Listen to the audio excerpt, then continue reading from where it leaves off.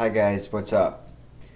In this video, I just want to talk about some things that's been in me, at least, and I can't say the same for anyone else, and I don't know what it's like to go from Christianity to atheism.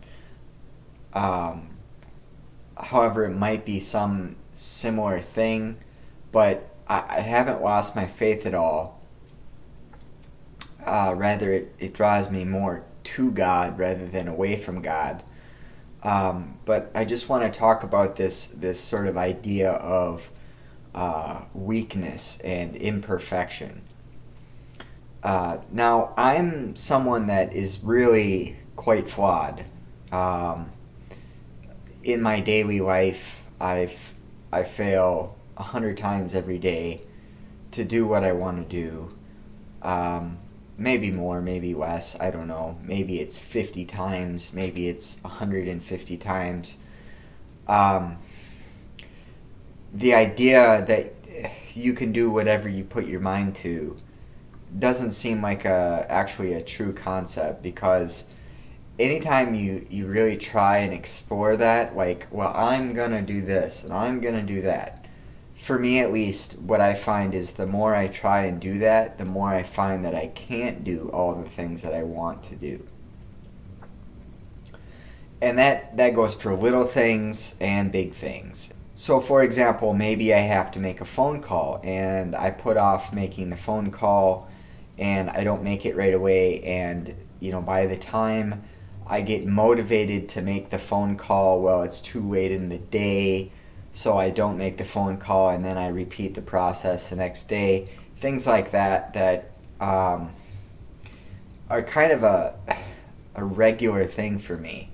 The other thing that I really struggle with, and I can imagine some people really don't have any idea what this is like, is that my sleep routine, my sleep schedule is very seldom consistent. I'll have consistent days for, a half a week, something like that, but then something throws it off. Usually what it is I get stimulated by something, and then that causes me to, I'll literally stay up all night and all the next day being engrossed in this particular thing that I'm interested in or has captured my attention.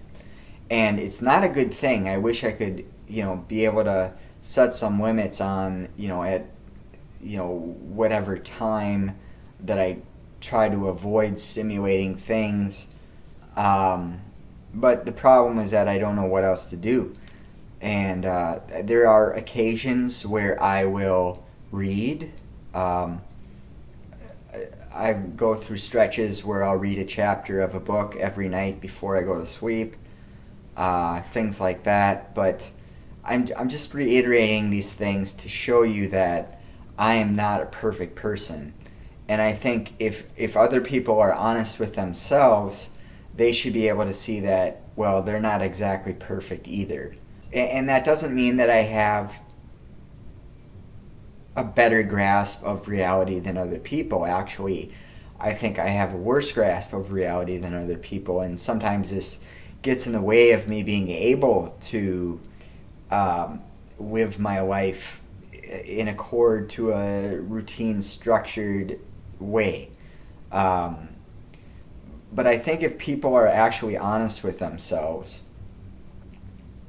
they'll see that, you know what, I have a lot of failings. I could have done this better. I could have done that better. And this is even a critique that I've seen against Christianity, that you can't do good all the time, so therefore you are failing at being a Christian because you're not doing good all the time. And the way it was framed is, well, I'm a selfish person, and so I don't do good things all the time, but you Christians, you people should be able to do good all the time. And I think this is a mistake to say that because you're a Christian means that you automatically have your ducks in a row. I mean, this is just not simply not the case. There's Christians of every walk of life. You have people that are so regimented, like William Wayne Craig and things like that. He seems to have his ducks in a row pretty well.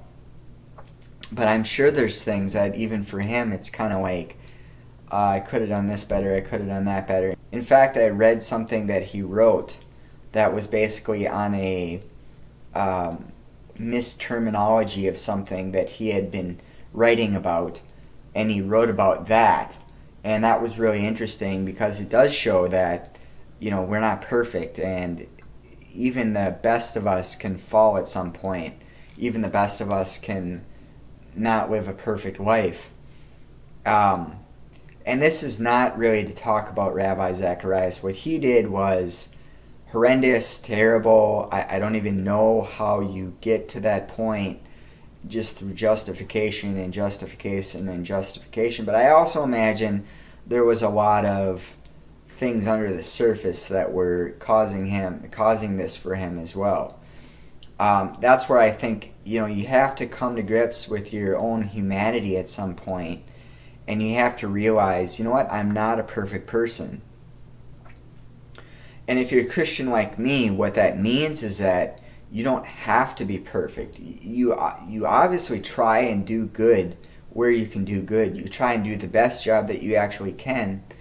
But that doesn't mean that you're going to succeed 100% of the time. And that's where the Bible is very clear that my righteousness is not my own. It's the righteousness of Christ that is actually put in place for me on account of Christ's death on the cross, that the sin was nailed to the tree that he was crucified on. And this was a perfect act that he did to atone for our sin, our imperfections. Even if you don't want to talk about the dirty word of sin, right? I will use that terminology because I think it's helpful and useful to talk about what that condition is for us, which is a moral imperfection or even a standardized imperfection.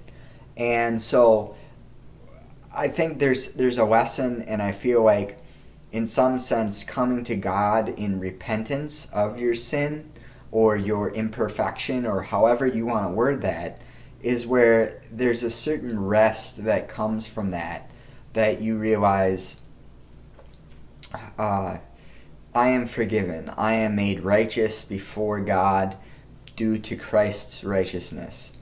So, that's all I really wanted to say here, is just touch on some of the things that I fail at personally, to not give a false impression of who I am as a person, and that I'm a really stellar guy that has all his things together. I'm not. I have a lot of issues on a practical level, on a moral issue level, all these issues. But I come to God. I come before God and I say, God, would you forgive me for this? I'm so weak. I'm so sinful, really. And Christ makes me new. So that's what I wanted to say. Thanks for watching, guys. Talk to you later. Bye.